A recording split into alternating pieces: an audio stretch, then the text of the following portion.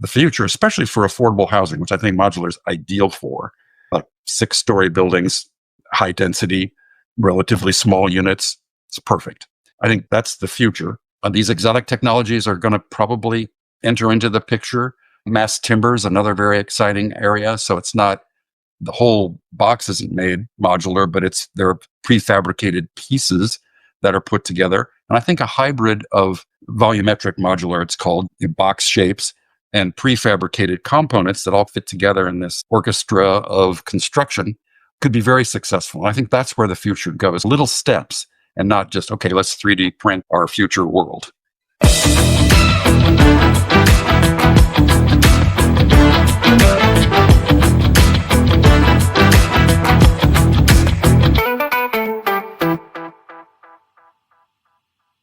Good morning, guys, and great morning to you. Welcome to another fabulous episode of Exit Strategies Radio Show. Hey, I'm your host, Corwyn J, Melette, broker on Exit Realty, Low Country Group in beautiful North Charleston, South Carolina, guys. Thank you so much for tuning in. You know it is always going to be a fabulous show, so we're not going to waste too much time. We're going to get into it. I got to give that shout out to those who listen to us faithfully, the Q family, Pastor Vanderbilt Elvin Sr. If I put that senior on that thing, y'all know that guy jacked me up. All y'all who listen from Hollywood, what you know, no good, all the way out to Monkey's Corner. Y'all know my mama live out there, y'all. So thank y'all so much for tuning in. Those from Muddy Mullins, look, we love you. Thank y'all so much for tuning in, for listening, from Marion County, from Centenary, all the way through Britain's Neck. Y'all ain't know about that one, ain't it? Look here, thank y'all so much for tuning in, guys. So we're going to have a conversation today, and I'm going to set the tone and the stage for this way. All right. So I'm going to first give you where we are. Designing dignity, how modular housing builds affordability and legacy. Affordable housing isn't just about lowering costs. It's about rethinking the way we design and build. So today's guest is none other than architect and engineer, Charles, he go by Chuck, Bloszies. He is a pioneer in the modular housing arena, and he is reshaping how we fight homelessness, improve affordability, and create lasting community legacies. So Charles is an award-winning architect and engineer whose Step 1 interim support housing system was recently featured in the New York Times and has been honored and recognized as a world-changing idea. Now, he's the founder of the Office of Charles F. Bloszies. He specializes in designing innovative housing solutions that balance technical excellence with social impact. That means something right there. His expertise combines architectural, engineering, and problem solving to bring a new approach to one of the biggest challenges of our time, which is housing affordability. Charles, Chuck, welcome to the show. Well, thank you, Corwyn. Very nice to meet you. And thank you very much for inviting me to participate on your podcast. As you said, I'm an architect. I've been in practice for about 40 years. I have a small firm in San Francisco.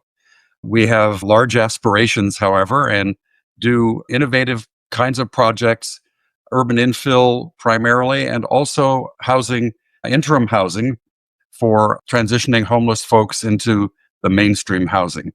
And our Step X system, as you've described, is Step 0 is get you off the street into something that's safe and temporary. Step 0 is interim supportive housing, and we've designed 7 navigation centers, they're called. They've been built in the Northern California area. And Step 2 is conventional housing. Not all of them have been modular. 3 or 4 actually out of the 7 are modular, and we have a lot of experience with that very steep learning curve.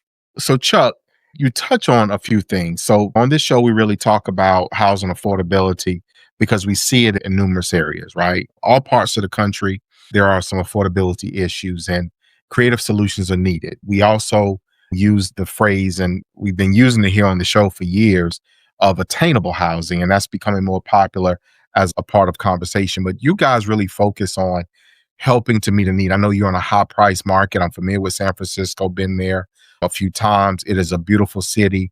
However, affordability, I mean, it's, and you know that, you live that. So you guys have created systems to help build a bridge, if you will, between affordability or accessibility, let's say, phrase it that way, and need. Does that sound about right? I think that's right. Yeah. And in fact, thank you for recognizing what a wonderful city San Francisco is. It gets quite a bit of bad press these days, but that's all just a very, very small portion of this town that needs some help. And our new mayor is really doing a good job trying to address those issues. I think that, especially with affordable housing, what we're looking for is to provide really design quality. A lot of experiments, I've said that architects have experimented on poor people with good intentions but limited success over the years. And what everybody wants is just what most of us have, a nice, nurturing environment where we can experience life, raise a family, and all the basic things that we all want to do. So, primarily, and it has really nothing to do with modular, but modular sometimes comes with a stigma of being cheap, or Mm. trailers, for example, come to mind and things like that. But that's not necessarily the case. The technology is there, the design expertise, both in the modular world and for us site architects, we have to really collaborate with the vendor architects and designers. But there's no reason that quality architecture can't be created, as the New York Times recognized. Let's take a short break. You found the perfect property. You got the vision. Now you need the capital.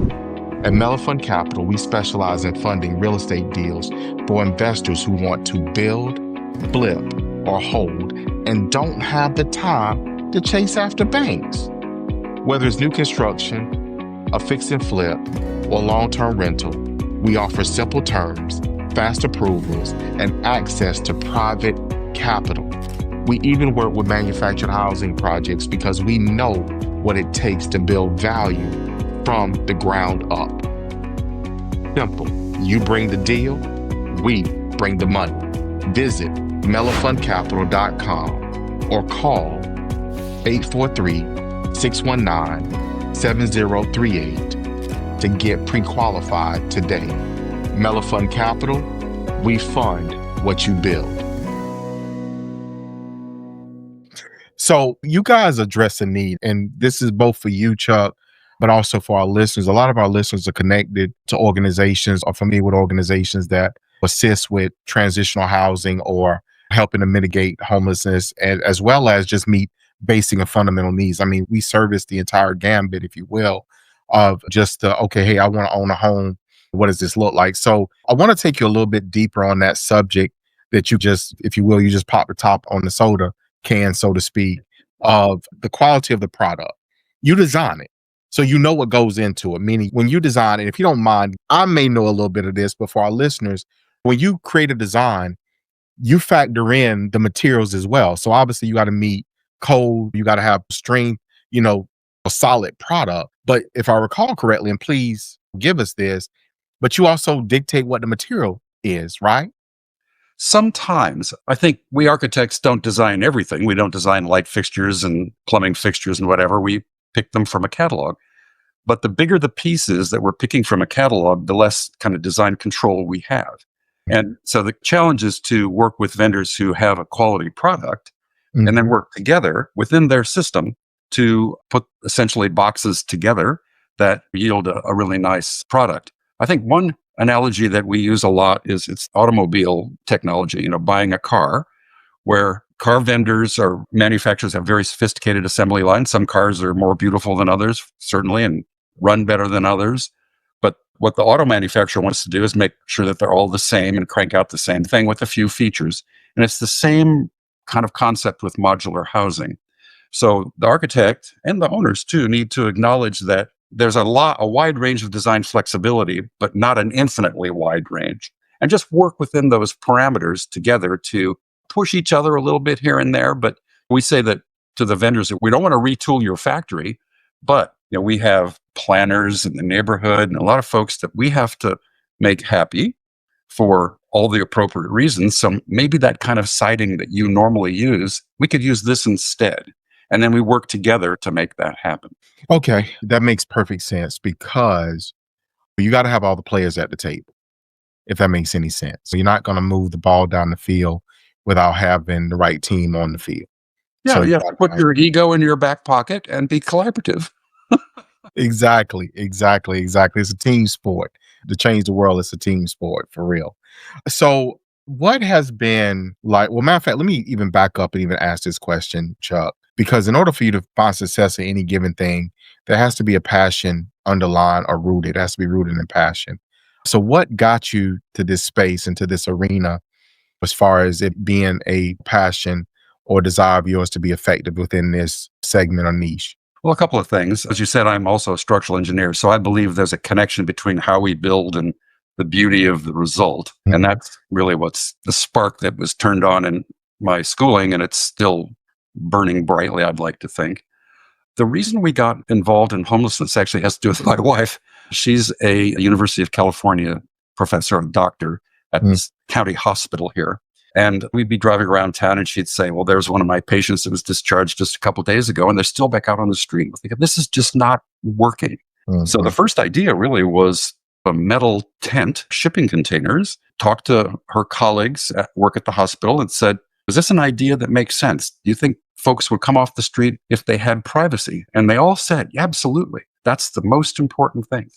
So that's what kind of got us going. And we don't use shipping containers anymore. They're a little too small.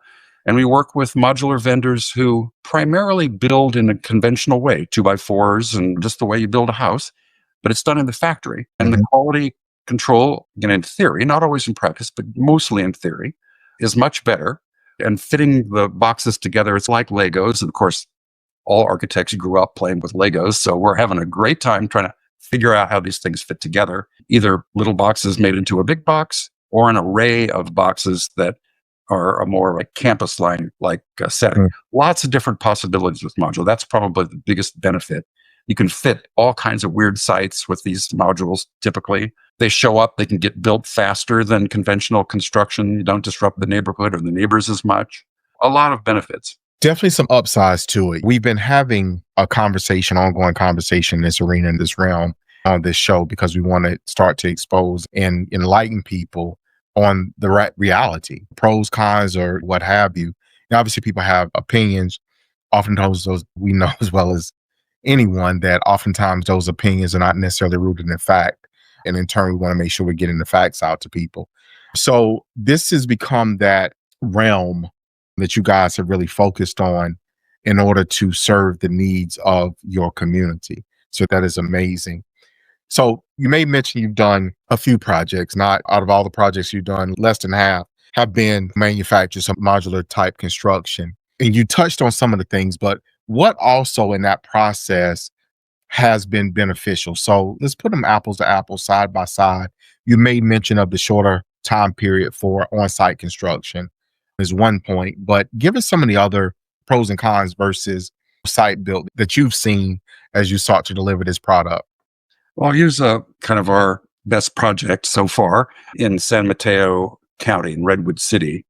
It's 240 beds, 135 modules, I believe, $54 million project, a large project. It took about a year to finish. It was funded by a program in California called Home Key and a philanthropist who was very generous and donated $5 million to make it happen. It includes sleeping units and support units, a medical clinic. Actually, one of the modules is and then a dental clinic. But not everything could be modular, like the dining hall. It was just too big. Modular doesn't work all the time. The benefit of modular was that the site could be prepared at the same time as the boxes, the modules were made in the factory. And it took, well, that's actually one of the biggest points to make is that especially our clients thought that once you chose the box, the design was over. But it's like buying a car and you can drive it out the showroom and be fine. But with modules, you buy the car, but you also have to build the road. And that's a big difference. But modular allows you, where the real-time savings comes is while you're building the road, so to speak, the car can be built at the same time. So in the case of the Redwood City project, the stick-built buildings were done before the modules arrived. But then the modules arrived and were stacked in about 3 weeks. And the contractor did a time-lapse video, which is really amazing. It just came about, which was just amazing. There are some downside or cons, you might say, that I think your listeners might want to know about. Like a car, you're not buying your car from GM, which is a giant company that doesn't have to worry about their pipeline too much. These are startups sometimes, or vendors who need to keep their pipeline going. So the scheduling and making sure everything shows up on time. Or if they come early, where do you put them? Things like that need to be thought through that you wouldn't have to think about at all with conventional construction. The modular vendors all have a sales department. 2x4s don't have a sales department. So that's a big difference. And so you have to be very careful that you're working with the financially stable, bonded modular fabricator so that problems don't happen when you really can't afford them. And there are lots of horror stories out there where modules have been delivered in inclement weather and been damaged, so the site work has to repair them. But is not endemic. That's just can happen, but that's one of the things to think about if you're thinking of modular construction. So this really is a way to accelerate towards solution. And what I mean by that, Chuck, is this is a means to, one of the things that I see so often is that we try to bring construction back to a granular level, meaning we got to raise it at the site. And that way we bring it back for a number of reasons, and all good reasons. We bring it back for the employment, for the trades, all that stuff. The challenge is that you end up with so many different schedules to keep up with that it's more difficult and challenging to keep that on track than it would be if you were able to subset that, because the factory schedule is completely independent, which we know, and therefore you can really focus on those things that have to be done granular, have to be done on the site versus the other things. So that makes perfect sense. So where do you see this arena, this realm going? Like, what if you were to look down the road, what is your ideas on how modular can provide more impact in our communities? What does that look like for you? That's a great question. And I think everybody who's working in the field is wondering that too. I think right now, modules are conventionally built in a factory. Like I said, they have a width limit of about 12 feet, so you can drive them down the road. You can go up to maybe 16 feet wide, but you need special permits, and that increases the transportation costs. And then putting them together in the field, mate lines, we call them zippers. Those are tricky details to make look really good and also be weather tight. So there are technologies that are out there that people are experimenting with, like 3D printing at a large scale. So far, that's something to be aware of. I don't think that industry is developed yet, but it could be developed. There are labor issues. I mean, how much total factory building do we want to have? San Francisco is a union town, and it's hard to convince union contractors that modular fits into their employment stream. So a lot of projects we work on have site work that's done union, or maybe there's a concrete podium that's all done union, and then the boxes come on top. So I think that the future, especially for affordable housing, which I think modular is ideal for, like 6-story buildings, high density, relatively small units, it's perfect. I think that's the future. These exotic technologies are going to probably enter into the picture. Mass timber is another very exciting area. So it's not the whole box isn't made modular, but they're prefabricated pieces that are put together. And I think a hybrid of volumetric modular, it's called, box shapes, and prefabricated components that all fit together in this orchestra of construction could be very successful. I think that's where the future goes. Little steps and not just, okay, let's 3D print our future world.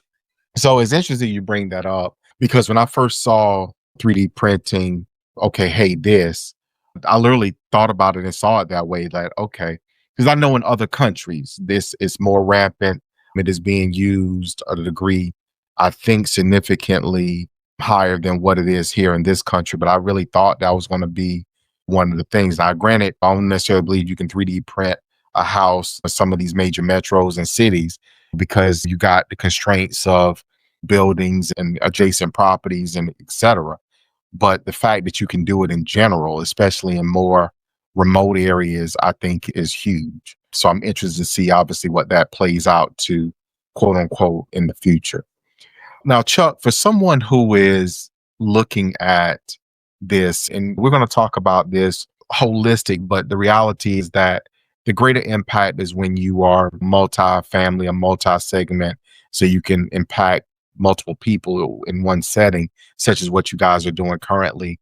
What I would ask is, what are those questions that an individual organization that may be looking at modular construction to create multifamily or facilities, what should they be considering? One, and number two, let's make that the question. What should they be considering that we may not have already spoken of outside of what's those? Okay, well, look, you really need to know this before you try to do that. Well, I think what we have talked about before, most of our clients are nonprofits and they know how to bootstrap, especially the social service providers. They're just incredible. They do a great job, but they aren't developers. So they don't take into account some of the aspects of what needs to be done to build a building. So first is to engage an architect and talk to an architect, talk to builders and form a team. And then, as I said before, buying the box is only one piece of it. And it's a deal. It's a big deal. It's a big portion of the project, but it's only maybe 50% of the total construction cost of a project. A lot of it is underground with site work and things like that are not too exciting, but they still form a big piece of the budget. And what we've seen is cost estimates for projects in the preliminary phase be pretty close on the modular side, but way off on the infrastructure side. So I think it's paying attention to the boundary conditions, we call them, or what's outside the box, literally, and taking that into account early on, which clients are so interested in the automobile showroom that they forget that they need to build the road. That's very, very fair. So let's talk about, from the consumer standpoint, the end user. What does one is, I would imagine it's not even technically relevant, but from the end user's point of view or perspective, the quality of the construction and of the materials, so the people that are living in these homes or in these modules or units, are they experiencing anything that would make it seem as if they are living substandard? And that was a long way of saying, hey, are they happy with the quality and the design and everything of the housing? In a word, yes, but I think it's very important for the design team to choose the right materials. I think a lot of public work is, we sometimes say, it's kind of mean design. It's made so durable that it's vandal proof, but it's just so unpleasant and mean as a consequence. You don't need to do that. Certainly, you can have robust quality materials that are also nurturing and pleasant. For example, the modules that we've designed are box shaped, but we have a corner window, and we call it a bay window, but it's not really a traditional bay window. But little touches like that provide quality space. That you put a desk there. There's small spaces, but like little touches like that are built into the design really make them better. And there's no reason that can't be done in a factory. I'd say that when budgets are low and people are not very creative, you end up getting something that might, in fact, be substandard. But that's not automatic in the modular world at all. And in fact, back to the car analogy, you can choose high-end leather seats or you can choose cloth seats. It's a budget issue, but again, it doesn't automatically come with the cheapest version of the quality for sure.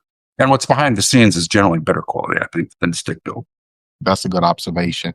So, Chuck, we're quickly getting to the end of today's show. So I want to take this as an opportunity to get your contact information out to our listeners. So where can people reach out to you, get in contact with you, your company, otherwise? Well, since I'm both an architect and an engineer, a long time ago, I was able to get the URL archengine.com, ARCHENGINE.com.